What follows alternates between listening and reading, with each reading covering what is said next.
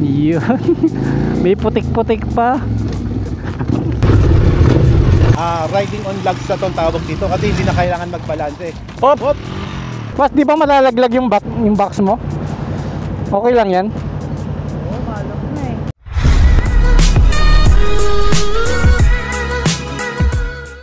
Walang libang sasarap talaga pagka bibiyahe ka ng umaga eh, no? Ang fresh sa pakiramdam.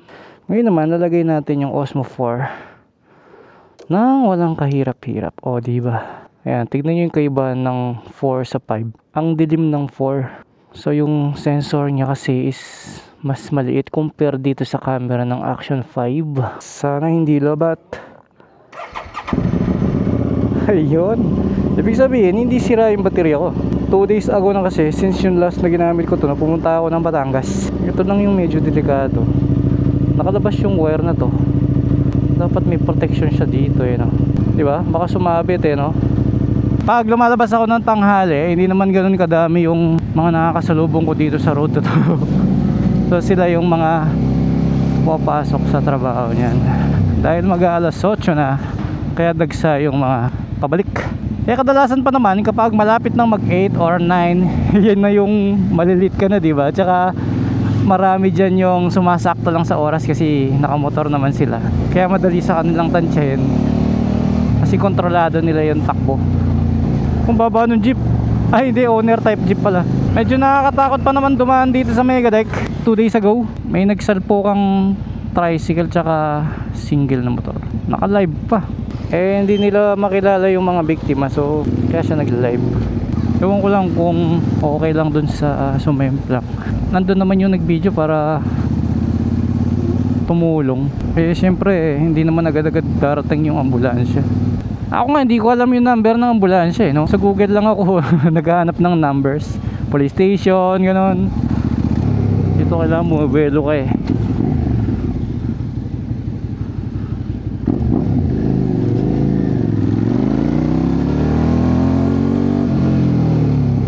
Kaya lang, wag lang masyadong malakas yung buwelo, baka lumipad ka.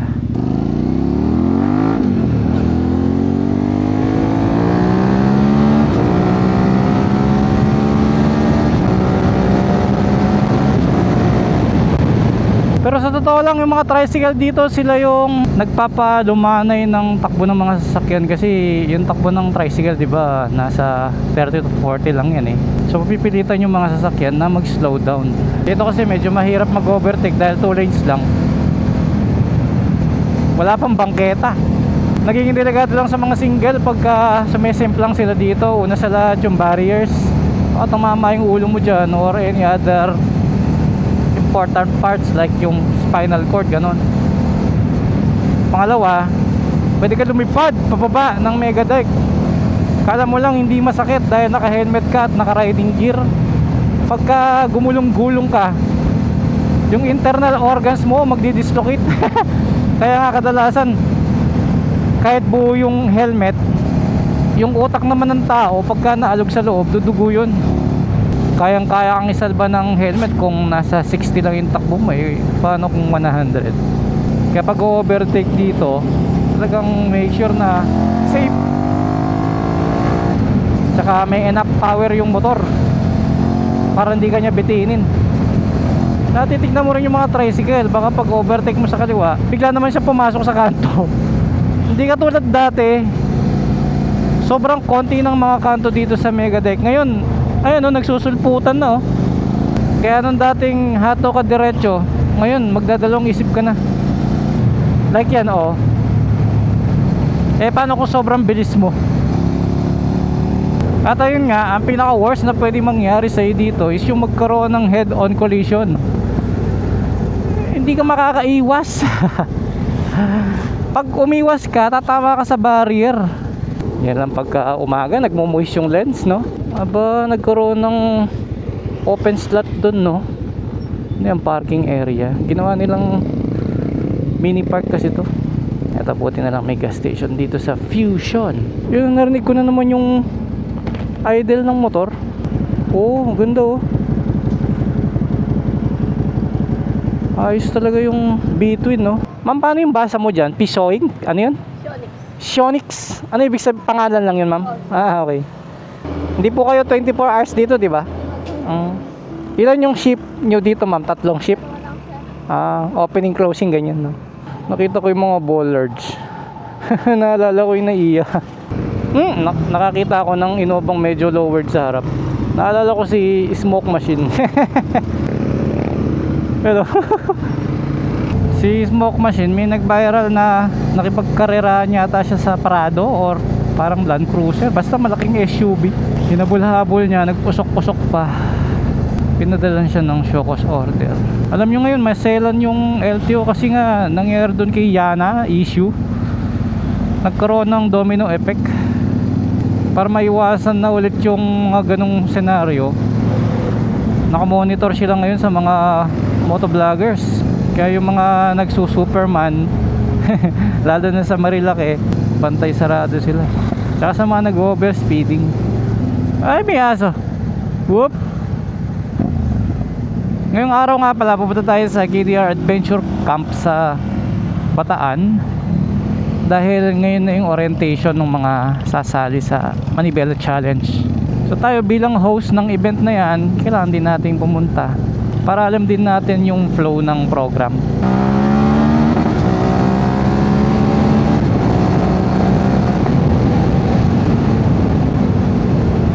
Ang original plan ko sana sa Olongapo Road ako dadaan, kaso baka malate naman ako. Mamaya pagbalik na lang. Kasi half day lang naman tong event.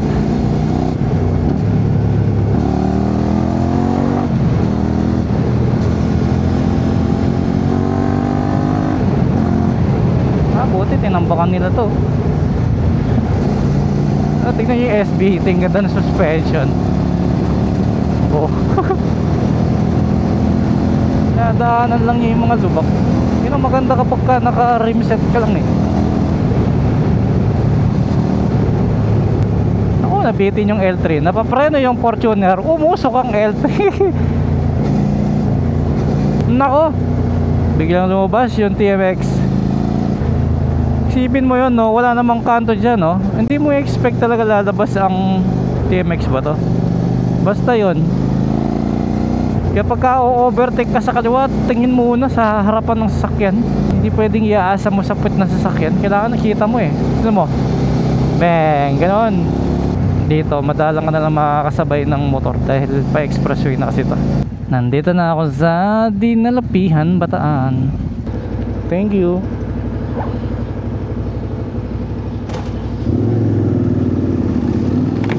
Diba sarap sa pakiramdam pag binabati ka ng teller. Ingat po, nakaka-boost. Alam mo yun, pwede magpalagay ng RFID doon. Siguro yung biyahe ko nasa 20 minutes lang from Porac, Pampanga to Dinalapihan. Kahit di mo bilisan, sobrang bilis ng biyahe. So yung Ducati Philippines madalas dito sila nagsaset ng ride dahil sobrang luwak kasi. At eto na ang Olongapo-Gapan Road. So sa mga hindi nakakaalam, no, yung KDR is isa siyang close compound na kung saan yung loob niyan is marami kang pwedeng gawin kung ikaw ay adventurer. Pwedeng hiking, pwedeng ATV, mag trail sa loob, meron din. And kaya naman dyan ginaganap yung mga talagang extreme na sports. So delikado yung mga kable na yun, ha? Kagaya ng Ironman. Yung Ironman na tao yung naglalaban, ha? Hindi endurance. Yung mga akit sa obstacles, ganun, pabilisan, palakasan. Eto na yung KDR.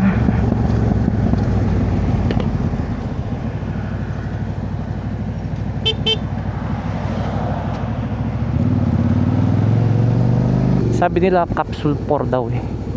Good morning po. Saan po sila? Sa capsule 4 po. Yung Okay. opo. Manibela po. Opo. Sa reception po muna. Okay. Sige po. Ate Grace po. Opo. Thank you po.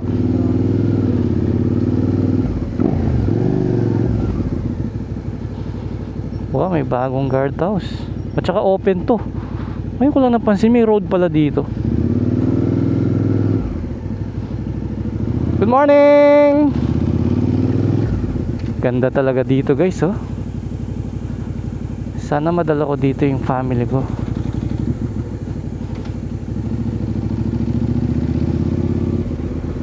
Saan yung reception? Ba si Rendon yun, ah.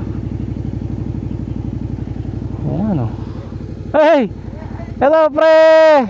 What's up, pre? Park lang ako. Park lang ako.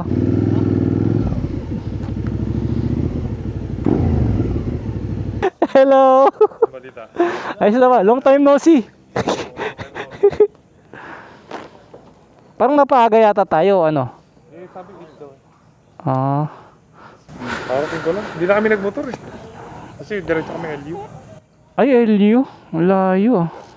May driver ka? Ah, sa bagay, magkasama naman kayo. Okay, papasok na tayo sa loob. Kasi lang ng breakfast category. Hindi, doon na lang daw. Pasok na ako direct. Kayo? Tara. Pasok na tayo, pre. Alas 9 na.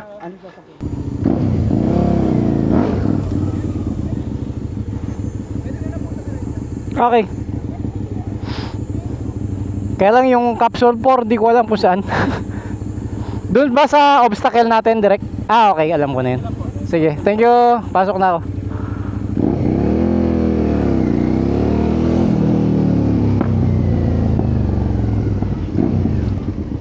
Yun, oh, privilege. Thank you. Ganda dito. Ayos to, mukhang ilog. So dati nung may pick up ako, hindi pa sementado to, eh sakto umulan. Nagamit ngayon yung pagiging 4x4 nya kasi maputik dito nun eh. Buti ngayon diretso na yung semento. Hindi ko lang sure kung hanggang saan yan. Okay, nasa natural habitat na naman ang aking SBT. Ito yung gusto ko, off-roading.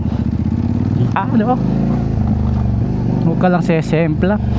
Hindi mo na maitatayo to. Ayan yung sinasabi kong obstacle para sa mga tao. Yan, Titans pala ang tawag, hindi pala Iron Man. Tapos may mga rooms pa na containers. Kapag may guests, dyan sila matutulog. Like kapag nag-start na yung Manibela Challenge, para hindi na sila napapagod sa pagbiyahe, no? Galing ng obstacles nila, di ba? Ano kaya yung red na yan? Ito, oh, may rope pa. Ito naman may slide. Aakyat ka dyan.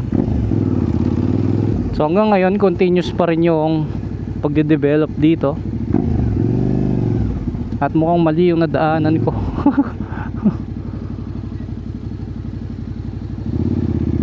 Dito na lang ako dadaan. May tambak eh.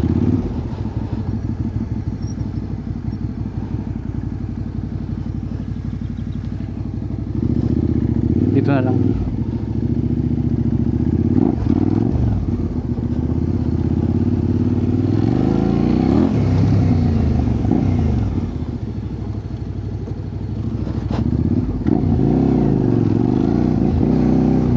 Tayo tayo. Iya, no? Yun. May putik-putik pa.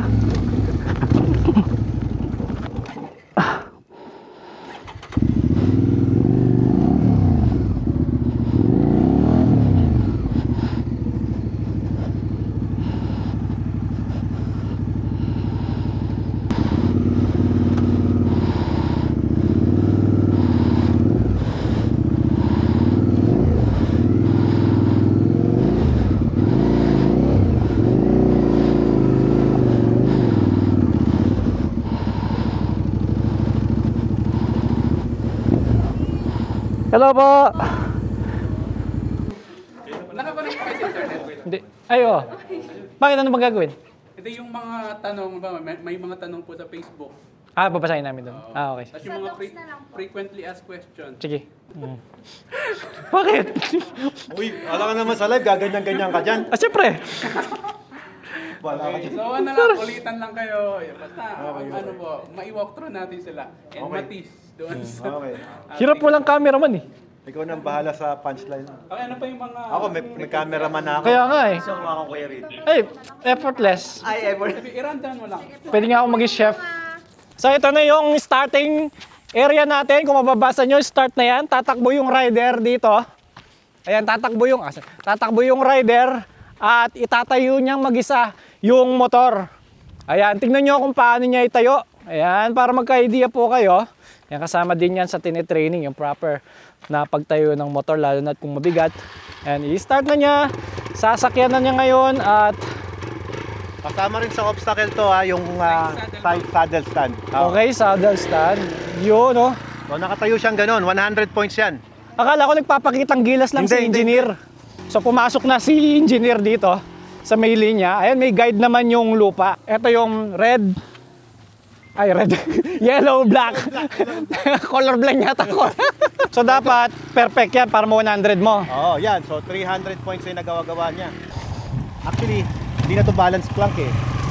Riding on lugs na tong tawag dito kasi hindi na kailangan mag-balance eh. Hop! Tulad yan, nangyari sa rider natin. So ilang points ang bawas niya dyan? Total of section failure na yan. Huwag ganyan. So hindi niya pwedeng balikan yan. Pwede niyang balikan. So nasa sa kanya. Kasi yung oras naman yung masasacrifice nun. Okay. This is around 20 feet yung haba niya. Ngayon, this is 200 points. So hindi mo pwedeng iskipan talaga to. So parang slide tube din yung dating nito. Ngayon nga lang, meron siyang platform sa gitna eh, no? Oh, parang ganon. Pero this is the challenge.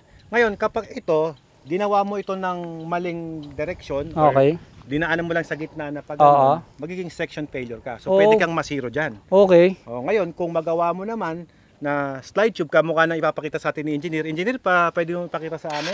Ayan, medyo mahirap yan. Ayan o. Ayun, mag-slide pala talaga. 2, 3, 4, 5, 6, 7, 8, 9, 10, 11, 12. 12 steps ang ginawa ni engineer.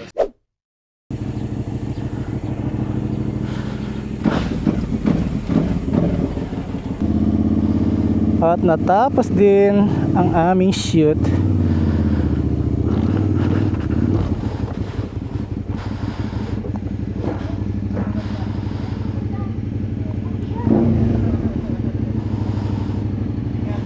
Bye-bye! Dito na ako dadaan kasi medyo malambot dun sa kabila kanina. Kapag nga pala alam mong dumaan ka sa putikan kagaya yung kanina, tapos babalik ka sa road, naku, huwag nyo muna nga hatawin bukod sa titilamsik yung putik sa buong motor dahil bumibilis na yung ikot ng gulong mo, is madulas pa yan. Kaya mas maganda banlawan muna or hayaan mo lang matanggal ng kusa. Ayun, mas okay pala dito Nakakalito lang papunta. Kala mo walang daan dito sa kanan.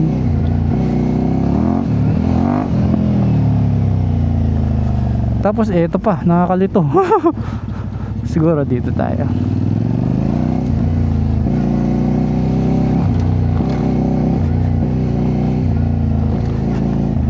Parang di ko maalalang dumaan ako kanina dito, baka dun sa kabila.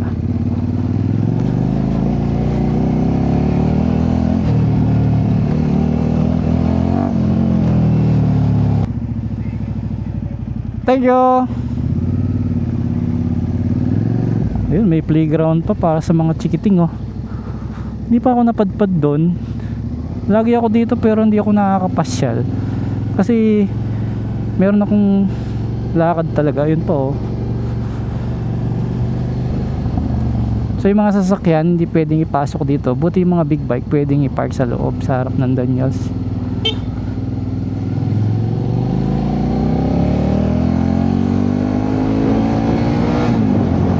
Ito pa yung bagong building nila, ang Manivela Innovations. Angas. Tapos may restaurant dito, may kubo pa. Dito lang ang delikado. Ang bibilis ng sasakyan pag tatawid ka Lakasan lang din ng loob pagkatatawid dito no? Ngayon dahil pauwi na ako, dadaan na lang ako dito sa Olongapo, Gapan Road.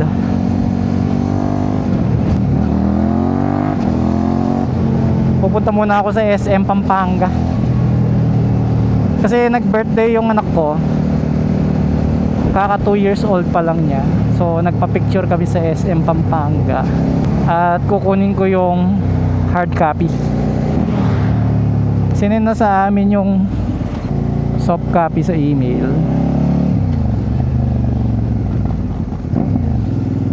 Para kung sakaling gusto namin i-reproduce.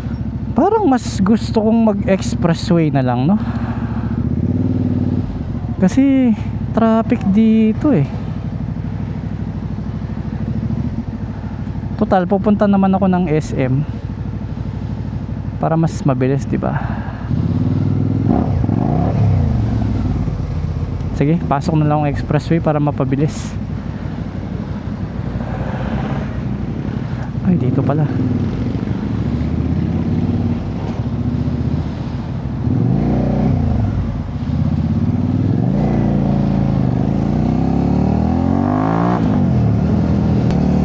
Sayang walang naglo-load dito.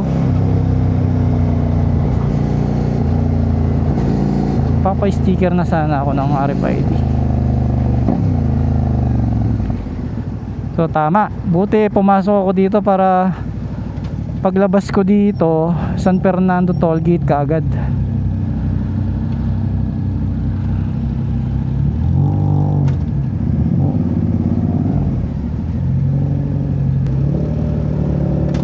Ganda na Civic.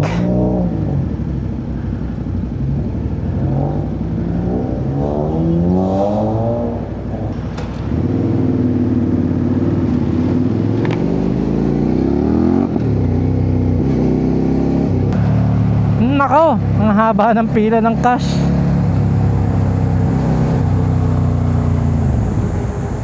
Dapat pala lumabas muna ako ng Angeles para doon nagpa-install, no? Ang haba, oh.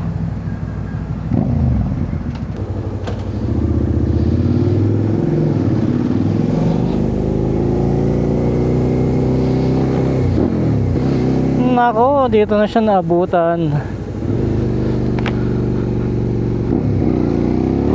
Uy, habang green, no? Hala, bakit puro traffic ngayon?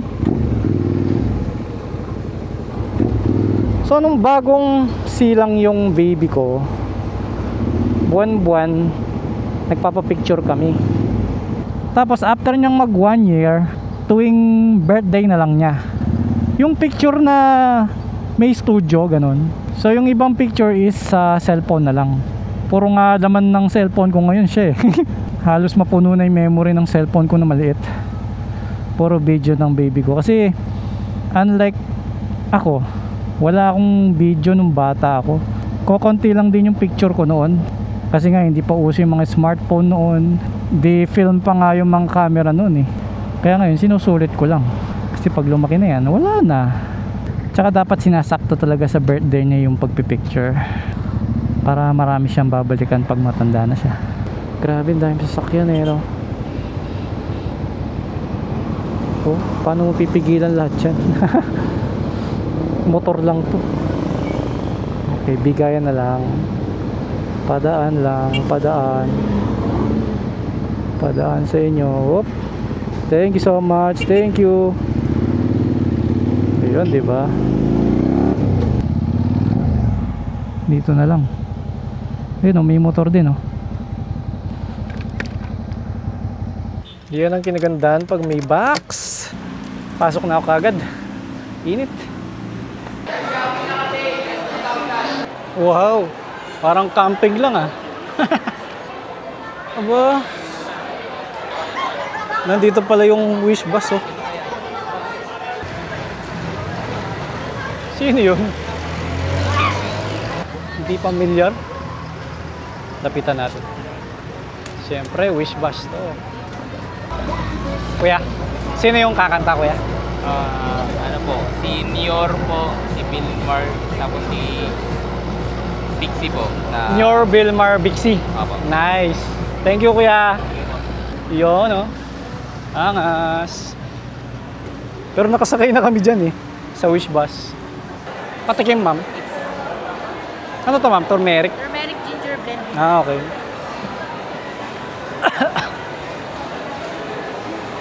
Sarap ah. Ang pait. So dito kami nagpa-picture sa Colorado. Ma'am, magpipick up lang, ma'am. Wala kasi yung resibo namin. May 4 siya na picture. Apo, ma'am. Quality! Maganda yung plain lang, kahit wala nang masyadong background. Importante may picture kami. Kaming tatlo. Yun o. So siyang sakay dyan o. Pwede, diba?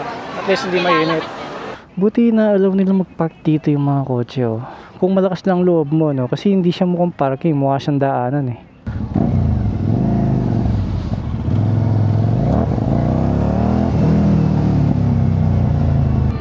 Ayun, may pre-concert dito. So kung ano yung kinakanta niya sa loob, maririnig sa speaker sa labas. Kaso recorded lang ngayon, no? Hindi pa siya live. Ayos oh. Ay, nakakamiss dito sa SM. Bah, bukas yung nasa likod nun. Oo nga sa. Bakit bukas yun? Matagal-tagal din akong nagtrabaho dito kaya nakakamiss lang. Opening, closing. Sabi ni Boss Tristan, uy, may plate number na yung XSR ko. Grabe. 3 weeks nakuha ko yung ORCR. Then after 1 week may plate number naman. Grabe, no? Ayos talaga yung Guanson. Ang bilis mag-process ng papel. Ewan ko lang sa ibang motor, ha. Nagpagawa pa naman ako ng temporary plate. Buti mura lang. Nasa 250 lang yata yan. Boss, di ba malalaglag yung box mo? Okay lang yan? Oo, malok na eh. Kaya nilagyan mo nito, no? Oo, nilagyan ko na. Eh. Saka inalambre ako na... Oo. Ingat lang, baka malaglag. Ano ba yung sira? Yung bracket lang? Ah, okay. Dito? Oo. Sayang, naubos na yung DC monorack ko na ganyan eh. Bigyan ko sana siya. Ngayon, Antipolo? Ang layo ah. Malolos lang. Antipolo sa akin. Angeles na lang. Malapit-lapit. Alright, maraming salamat sa inyong oras. See you next vlog. At kung nakaabot ka nga pala dito sa part ng video na to, paki-hashtag lang Grade 4 Speed. Bye guys.